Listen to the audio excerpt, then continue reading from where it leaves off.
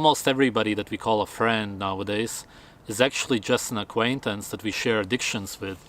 It may be something as simple as a cup of coffee in the morning, eating junk food together, watching Hollywood movies, playing video games.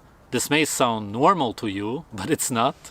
The reason you don't have any friends is not because you didn't run into them yet. Unfortunately, most humans are incapable of being friends or friendly because most are depressed, bored of life, and all that they do is bathe together in their own misery. Once one of them stops the addiction, all of a sudden the other one doesn't want to spend as much time with them, or maybe not at all.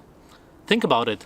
Do your hobbies, religions, or really any interests have something to do with friendships, which are based on caring, feelings, honesty, trust?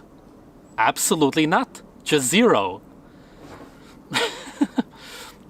You often hear people say, this friend I used to have. If you used to have a friend, then you never had a friend to begin with, because friends are forever, so to speak.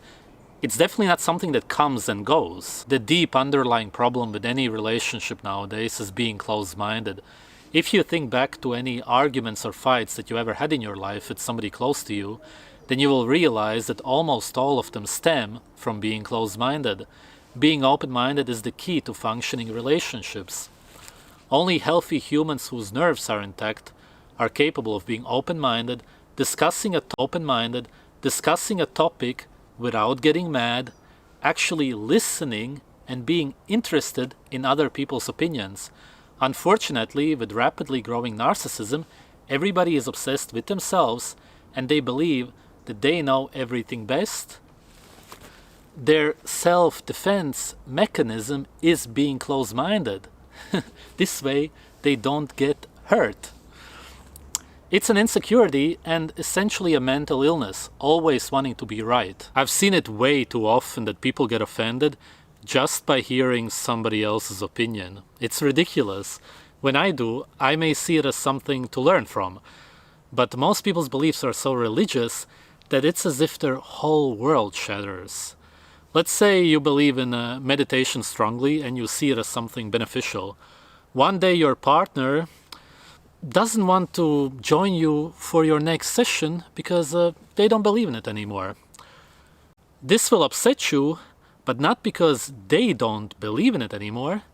It's because it scratches your ego and invites the possibility that you may be wrong.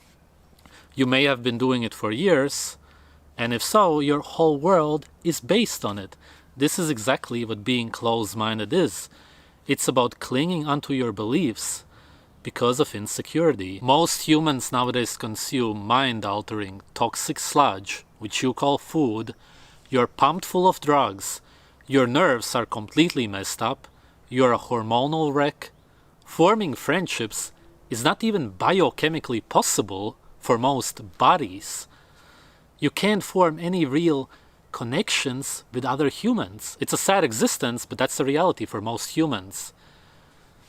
Your family is the closest thing to true friends that you actually have, and that's only because you are used to them.